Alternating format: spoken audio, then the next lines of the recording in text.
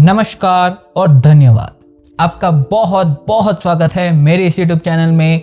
मैं आपका cyber host दफ्तरी लेके आया हूँ साइबर सिक्योरिटी के ऊपर नया वीडियो। तो चलिए शुरुआत करते हैं इस अद्भुत वीडियो के।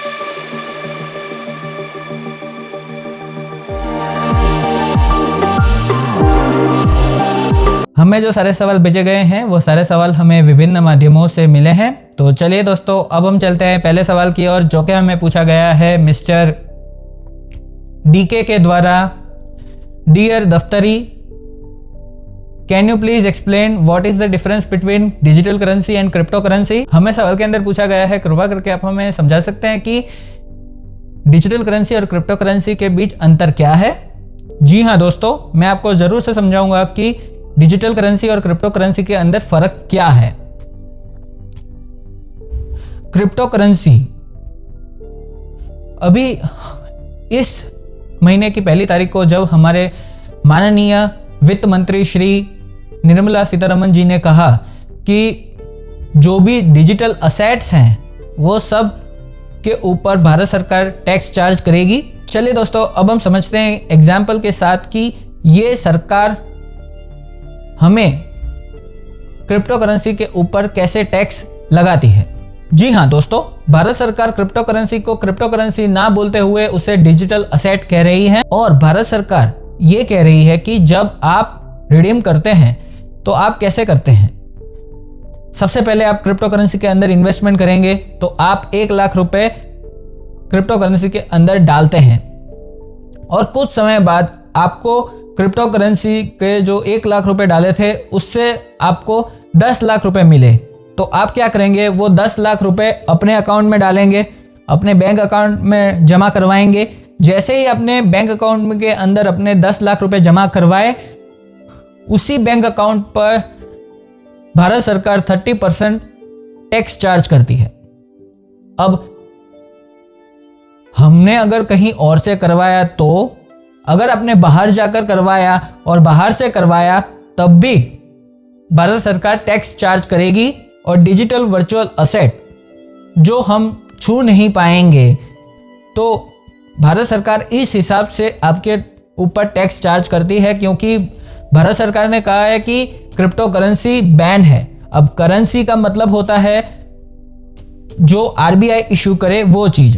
अब भारत देश के अंदर जब तक आरबीआई किसी भी करेंसी के ऊपर अपना सिग्नेचर या स्टैंप नहीं करता, तब तक वो करेंसी को मान्यता प्राप्त नहीं होती। अब आरबीआई ने ही क्रिप्टो करेंसी को नहीं मान्यता दी, तो भारत सरकार कैसे देगी? क्योंकि आरबीआई को पता है कि क्रिप्टो करेंसी की वैल्यू कुछ भी नहीं है, क्योंकि आरबीआई क्रिप्टो करेंसी को ट्रैक नहीं कर पाती, क्योंकि क्रिप्टो करेंसी एक एन्क्रिप्टेड फॉर्म में होती है और उसे ट्रैक करना बहुत मुश्किल होता है। अगर आपने रिडेम्पशन किया तभी आप ट्रैक कर पाएंगे, बाकी आप क्रिप्टो करेंसी को ट्रैक नहीं कर सकते। अब बहुत सारे ऐसे दोस्त होंगे जो कहेंगे कि हमें तो डिजिटल करेंसी से क्या मतलब है। डिजिटल करेंसी और क्रिप्टो करेंसी के अंदर थोड़ा फर्क है। अब हमें तो पता है कि डिजिटल करेंसी यानी कि जो हम अपने यूपीआई वॉलेट के अंदर रखते हैं, जैसे पेटीएम, फोन पे, भारत पे, जो भी आप एप्लीकेशन यूज करते हैं, वो सारी एप्लीकेशन एक यूपीआई के फॉर्म में है और वो जो डिजिटल करेंसी के है, तो हमें तो लगता है कि यही डिजिटल करेंसी है। नहीं दोस्तों, ये डिजिटल करेंसी नहीं है। ये भारत सरकार के द्वारा डिजिटल फॉर्म में जारी की हुई प्रिंटेड करेंसी है। मतलब आपको लग रहा होगा कि मैं क्या कह रहा हूं कि ये डिजिटल फॉर्म के अंदर जारी की हुई प्रिंटेड करेंसी।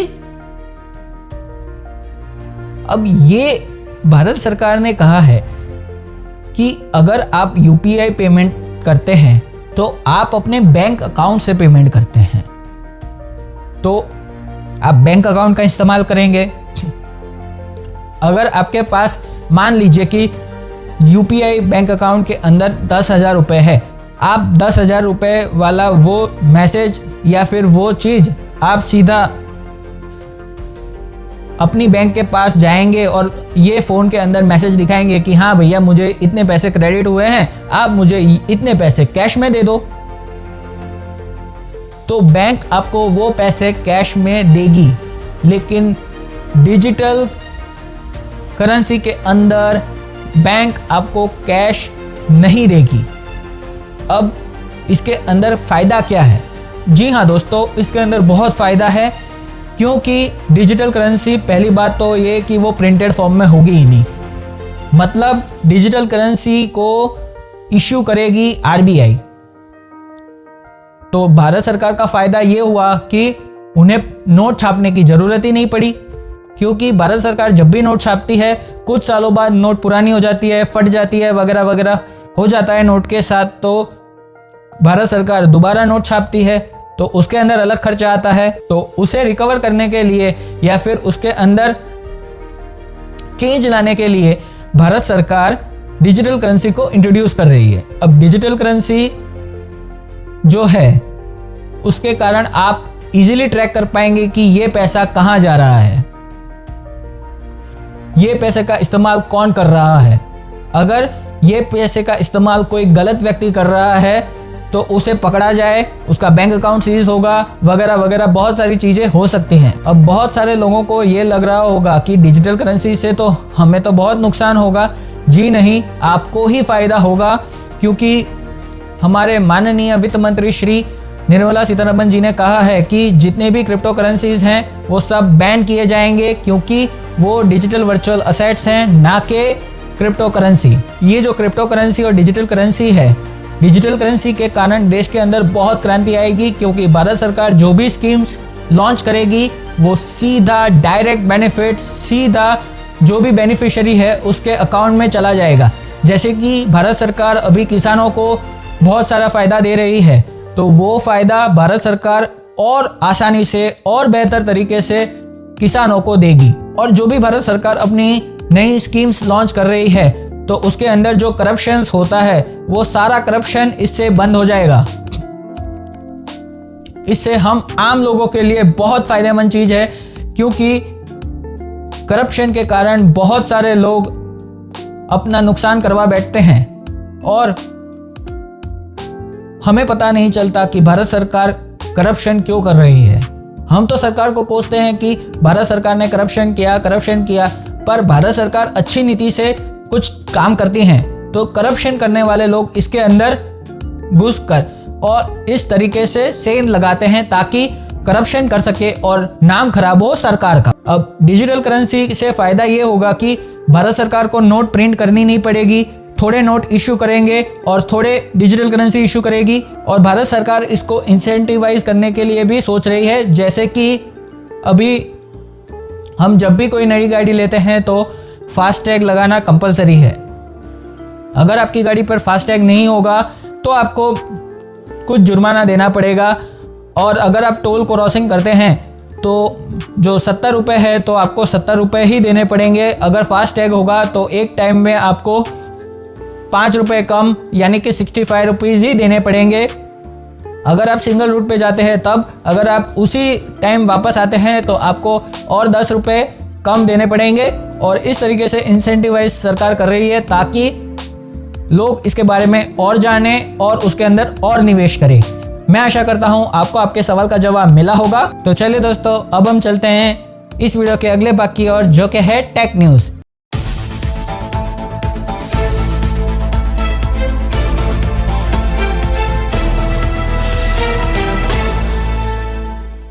टेक न्यूज़ के अंदर आपका बहुत बहुत स्वागत है, जिसमें पहली खबर आ रही है कि भारत सरकार की एजेंसी सर्ट-इन ने कहा है कि गूगल क्रोम का जो पुराना वर्जन है उसे अपडेट किया जाए, वरना आपका कंप्यूटर सिस्टम हैक हो सकता है। अब हम चलते हैं अगले टेक न्यूज़ की तरफ, जहां पर खबर आ रही है कि GTA 6 अब अपने डेवलपमेंट फेज के अंदर पहुंच चुका है। ऐसा रॉकस्टार की एक सब्सिडरी कंपनी टेक-2 इंटरैक्टिव ने एक मीडिया इंटरव्यू के अंदर कहा है। अब हम चलते हैं अगले टेक न्यूज़ की तरफ, जहां पर खबर आ रही है कि भारत सरकार ने टेस्ला को कहा है कि अगर आप इंडिया के अंदर मैन्युफैक्चरिंग नहीं करेंगे तो आपको टैक्स रिडक्शन नहीं मिलेगा। अब हम चलते हैं अगले टेक न्यूज़ की तरफ, जहां पर खबर आ रही है कि हमारे माननीय आईटी मिनिस्टर श्री अश्विनी वैष्णव जी ने कहा है कि थोड़े समय के अंदर 5G नेटवर्क रोल आउट के लिए लोगों को बुलाया जाएगा और उसके जो भी नए मापदंड हैं और जो भी नए रूल्स और रेगुलेशंस हैं उसे सेट किया जाएगा।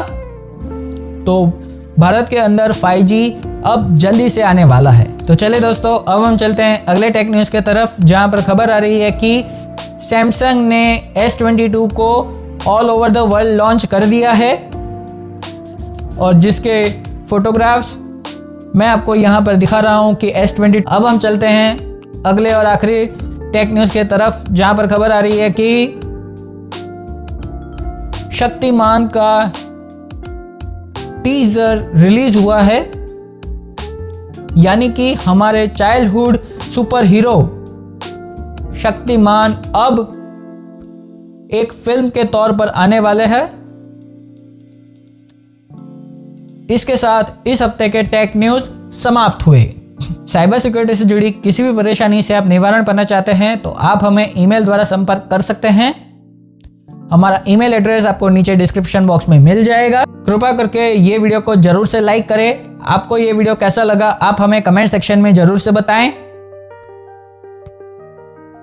उसके साथ साथ आप चैनल को सब्सक्राइब करें, उसके बाजू में जो बेल नोटिफिकेशन है उस पर क्लिक करके ऑल पर क्लिक करें, ताकि जब भी हम ऑनलाइन आएंगे आपको हमारे वीडियोस की नोटिफिकेशन मिल जाया करेगी। सब्सक्रिप्शन बिल्कुल फ्री है, सब्सक्रिप्शन के कोई भी चार्जेस आपको नहीं देने हैं।